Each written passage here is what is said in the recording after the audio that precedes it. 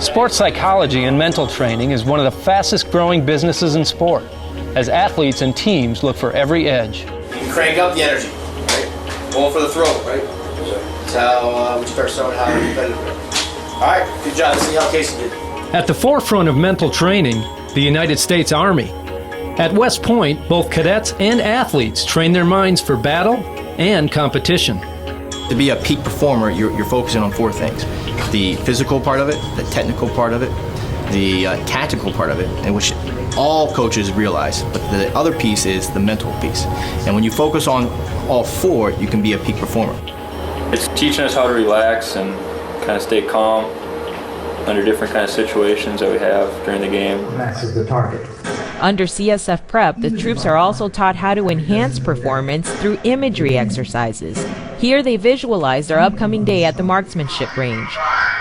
Kinesthetic imagery is what that's called. Movement with imagination. Putting yourself there, and your brain will actually start to build muscle memory on that, and you'll perform a little bit higher when you get out to the range. And then we get into the meat of it as far as what's going to happen out there. And it's about a 10 or 15 minute recitation of what I'm going to be saying in the air. And you go through each maneuver, and if you notice the boss, when we're all together, he would talk some maneuvers just in their name, and then he would go through certain calls. But it's a recitation of the words so that each pilot can hear those words.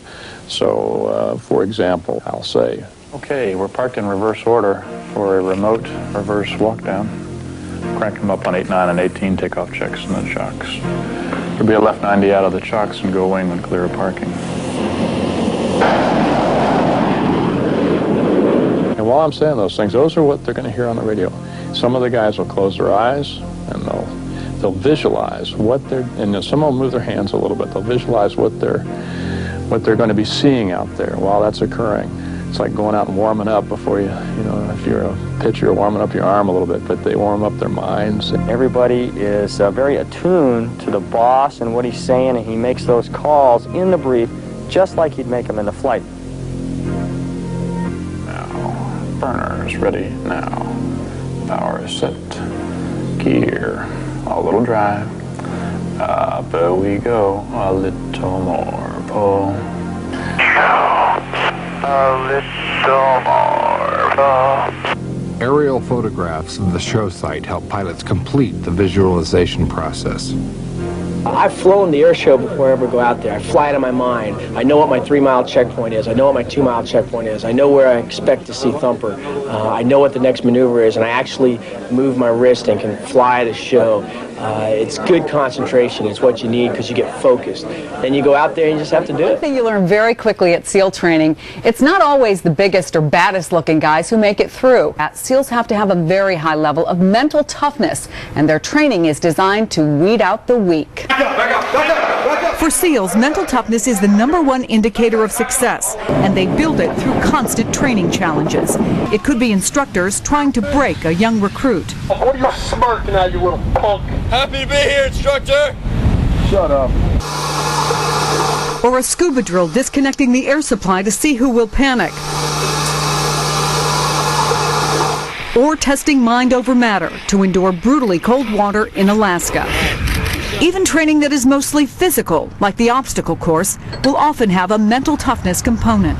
This cargo net obstacle, for example, isn't just an issue of are you fit enough to climb it, it's also 40 feet high, so there's a little issue of vertigo. Members of the Olympic water polo team even came to Coronado and were put through some mock Hell Week drills. After 4.5 hours, they were exhausted. So often the difference between winning and losing is just a fraction. And so we were looking for whatever little piece we could grab. On the playing field and the battlefield, using mental toughness to come out on the winning side. This is leadership training. Rangers are responsible for each other at all times, just as they are in battle. The soldier who's in it only for himself will not earn the Ranger tab. Get in the water, start high calling. You two, roll left. By now, the students are completely wiped out physically. But by far the hardest struggle is psychological. None of the 338 soldiers are dropping out yet, but they are thinking about it. You won't see a lot of the Ranger students quitting while they're out here. They don't want to be shown up in front of their peers. But once they get back to the room, they realize how cold, wet they were out here. That's when we'll see them start to quit. Come on, Terry. I'm good, brother. I'm good, brother. A lot of things will make him want to quit. I had a guy earlier saying that he wanted to quit because he feels like he wasn't going to pass an event tomorrow, and he's not even there yet. If you start worrying about it now, then you're never going to make it. Explain to me this pulling a trigger off between heartbeats thing. You can feel your heartbeat basically rebounding off the surface that you're resting on. And I guess you're just timing the shot between the beats that you're already feeling. Yes. To test the sharpshooter's breaking point under the combat conditions of the Middle East, the Fight Science crew will raise the stakes and the temperature. Extreme heat does a lot to the body. Obvious things like dehydration are some of the first things that come to mind. And that, of course, increases heart rate, breathing rate. The sniper's been in the 130-degree heat chamber for 20 minutes. His core temperature is risen by 1 degree, but he's not focusing on the heat. He's focusing on his breathing. Okay, this is a live shot. Now, we're going to see if we can distinguish truth from legend and see if a sniper can actually shoot between heartbeats. 3, 2, 1, fire.